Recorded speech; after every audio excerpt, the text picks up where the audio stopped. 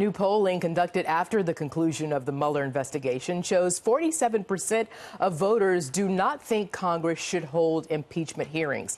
33% say continue investigating. 16% say start hearings now. Let's bring in Robert Driscoll. He's a former DOJ official who served as Deputy Assistant Attorney General. Thanks for being here with us. Thanks for having me, Othello. Okay, so listen, considering how the Mueller report has been politicized, can you, Bob, assure the American public that when Attorney General Barr releases a more complete version, that there won't be a political bend to the editing? Well, I mean, I have confidence that he'll play it straight. I mean, this is a Attorney General who has amazing reputation for integrity. He's already been Attorney General in his life. He's held various high-level jobs. He's not doing this to burnish his reputation. This is true public service.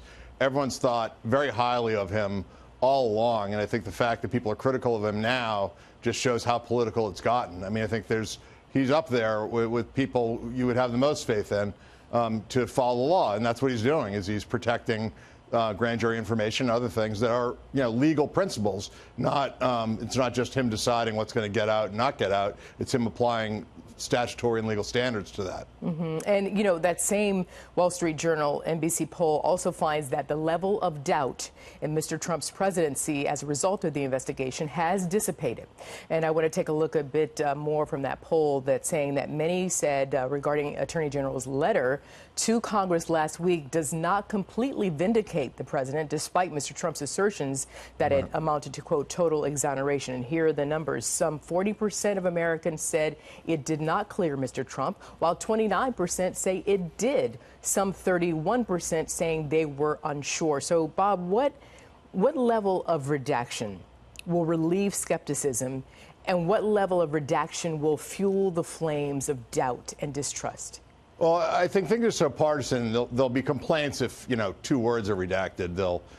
People will argue that the keys to the kingdom have somehow been withheld.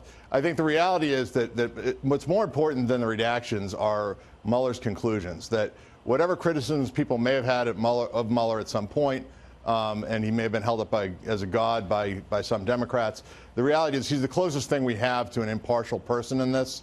And once he's concluded that there was no collusion, I just don't see any chance that any kind of partisan investigation in either house of Congress is going to sway public opinion much. I think clearly the president's enemies will remain the president's enemies, but I think for the people in the middle, I think that conclusion is what's really going to matter. And, I think that it'll only be so much noise to the public as to whether or not, 6E material is somehow redacted or other kinds of things. So long as the basic conclusions are there and what it's based on, I think most people will take that at face value and move on. Should we hear public testimony and explanation from Special Counsel Mueller?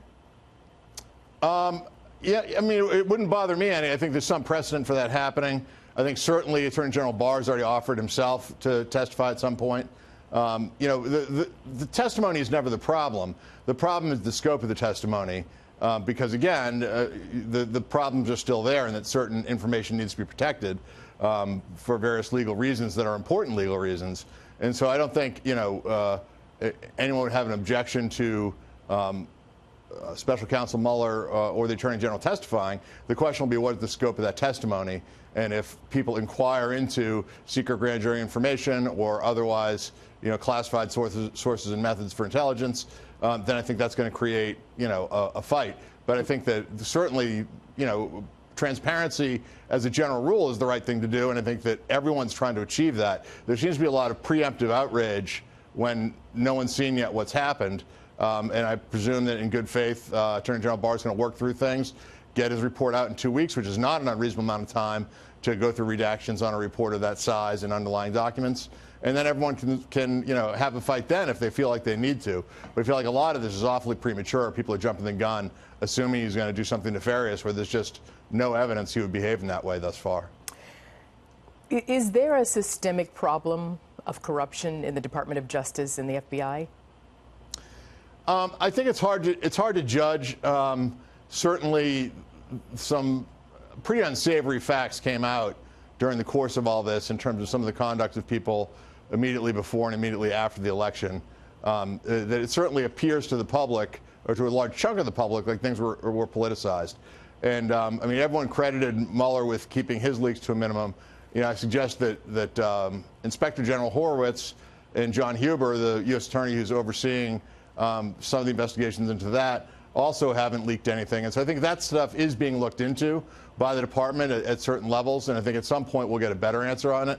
But I think that clearly this whole fiasco has been a bit of a reputational hit to the department, and I think that, you know, it's not unfair. No, I mean, I think that, you know, these kind of things, you know, people still forget that, you know, texts and emails live forever, and some of the things people said are pretty unforgivable. I mean, they can argue they didn't mean them, or they're joking, or it didn't affect what they did. But I mean, when you have complete partisan statements and talking points coming from people who are supposed to be impartially investigating, that shakes people's confidence. Even right, but I was asking you, Bob, because you work there, and I just wanted to know if you felt, if you wanted to let the public know, say, yes, there may have been some bad actors, if that's what you feel, but overall, you can trust yeah, I mean, what we're talking about is a very thin layer of top leadership people that were involved in these kind of things. I mean, most cases are apolitical, and FBI agents do a fabulous job. You know, I work with them in my cases all the time, and they're highly educated, most of them nonpartisan, they're professionals, they want nothing more than just put bad guys in jail, and that's what they want to do. Same thing with line prosecutors, DOJ. The vast majority are top-notch professionals who are engaged in public service. And so I think the real question is addressing, you know, that thin layer at the top where there clearly appeared to have been some kind of problem just before and just after the election, and hoping that the department can kind of regain its footing after that's taken care of. And if the department takes care of it itself through an IG report and through their own actions, I think that will give people confidence. I have a final question. It's about Russia. Do you fear that Russia will interfere in our 2020 presidential race? And if so, in what ways might they be successful? It's hard to say. I mean, looking at the Mueller report, there are certain conclusions that there was attempted interference in certain aspects of the election. You know, some Facebook postings and other things were being managed by Russia. And so I think that hopefully DHS and other agencies are taking the appropriate steps to protect things. I think that, you know, the fear I fear is that, you know, generals are always fighting the last war. And I think if people are looking at Russia, people should also not leave out other countries as well that may learn from the last election and think they can have an influence as well. So I think all election integrity issues need to be taken seriously, and I think the Mueller report, the non-controversial parts of it, should be a good basis for law enforcement to do that. Absolutely. Okay, Bob Driscoll, thank you very much for joining us here on this Sunday. Thanks for having me.